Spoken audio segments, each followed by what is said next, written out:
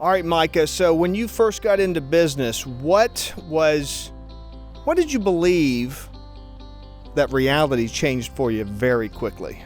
Yeah, for sure. I think that I was under the impression that there was a specific time and place that you should pitch yourself. Like you would have these certain parameters in which, okay, now's an appropriate time to pitch. Then I realized everything is a pitch, right? Every conversation you have can be a pitch, and probably the person on the other side is also pitching you. So you might as well pitch yourself as well. So everything's a pitch was definitely it for me. Great.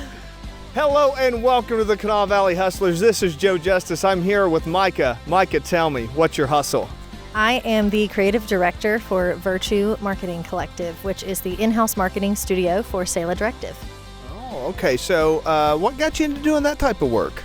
When I was in college, I got into marketing, and I always had this dream of having my own agency, so to speak, and I had the vision board and all the things, that a lot of us entrepreneurs have had. And my husband actually came to me and talked about expanding his company, like I said, Saela Directive, and so that opportunity kind of presented itself to bring Virtue to life and to allow that to kind of bring us into new markets and into new industries in that company as a whole.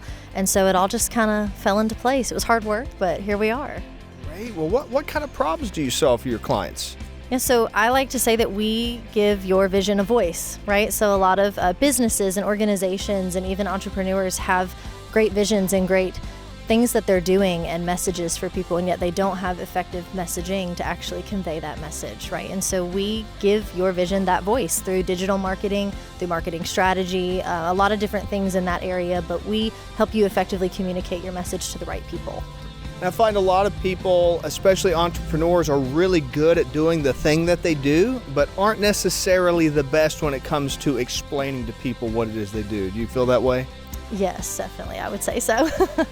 So you help out with that kind of messaging side of things? Yes, absolutely. I find that a lot of people think the most effective thing to do is try to talk to everybody, when in reality, you need to niche down is actually what you need to do. You have a specific audience that wants to hear from you and is looking to hear from you, but when you're trying to talk to everybody at the same time, you're actually being less effective.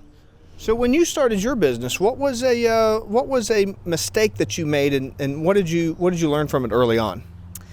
Maybe it was a little bit similar to that, honestly, was maybe trying to appeal to everybody, right? I had to learn my own target, my own niche. At first I thought maybe it was just small businesses, and then it turned out it was a lot of different things. It was even other marketing agencies that had gaps in their own support that they needed. They didn't have time to do their own marketing, so I came in and helped them actually bridge that gap. So again, diversifying myself was something that took me a little longer to learn, but learning that I didn't have to just help one person. There was a lot of different areas that I could support in, and so...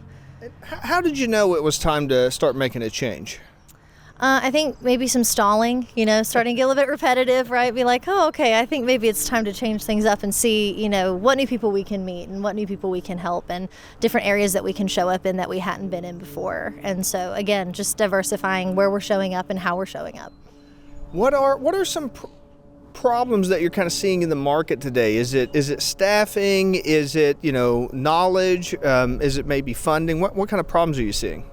I would say knowledge in this specific area that I am in, because I think that people are under the impression that marketing is just posting, right? And there's so much more to that, right? Anybody can post, but not everybody can necessarily take the time to actually have that strategy, put that strategy in place, figure out who your audience is, who your target audience is that you need to be reaching. And so there's a lot more that goes into specifically social media marketing that I think we're trying to educate others on as well, and also just help them and show them through data and, the work that we do and say, hey, look, this is working and this is why.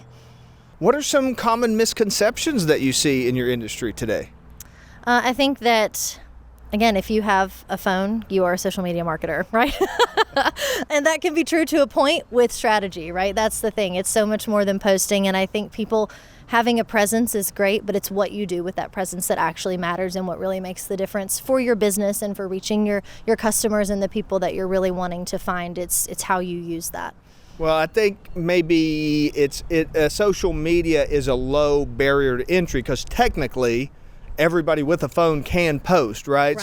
So maybe just because you can post doesn't mean that you necessarily know what you're doing, right? Right, yeah, they say it's the post and pray method, right? You just post and cross your fingers and hope the right people see it, but in reality, putting a simple strategy in place can take that post way farther than you might have thought to begin with. All right, so a few rapid fire questions here, Mykah. First, what is the best $100 you ever spent on your business? Probably a strong project management system / CRM type thing, right? I like to be organized, and sometimes you got to put some dollars behind that to really get the right organizational tools. So I would say that was mine. And things can slip through the cracks if you don't stay on top of them, right? Right, yes, absolutely. What's been the biggest waste of money? A mistargeted ad, definitely. Again, I told you, trying to reach everybody, not the right people. Mistakes we make in the beginning usually, right? Definitely an ad that was too broad, for sure. Wish I could get that money back, you know. Exactly. What's one skill every entrepreneur should possess? That's a good one. I would say self-discipline, which might sound a little like an obvious one, but in all honesty, when you don't have somebody looking over your shoulder and telling you, hey, you got to get on top of it. I know you don't feel like it today, but you need to do it. You're the person that has to tell yourself that, right? And so that is a skill I think that takes time to develop, and, you know, a lot of confidence and resilience. But I think showing up every day, teaching yourself that no matter what's going on, you got to show up for yourself, for your family, for your business, and get things done. I've found that everybody has those moments where you wake up and you're like, I just don't feel like doing it today. I found the winners are the ones that get up and do it anyways, right? Yeah, for sure. There's always work to be done, right, if you'll get up and do it. So, What new skill have you been working on the last 6 months? I think refining my pitch, you know, really honing in on what I feel like my core offer is, and really effectively communicating that to the person that I'm speaking with, and really painting the picture for them of, this is the problem you have right now, and this is how we can solve it, and this is what it looks like for us to actually do that as a partner with you. Great. So as we're kind of wrapping up here, tell me, what is one belief that you have, one principle that you stand by, even when all the haters tell you that you're wrong?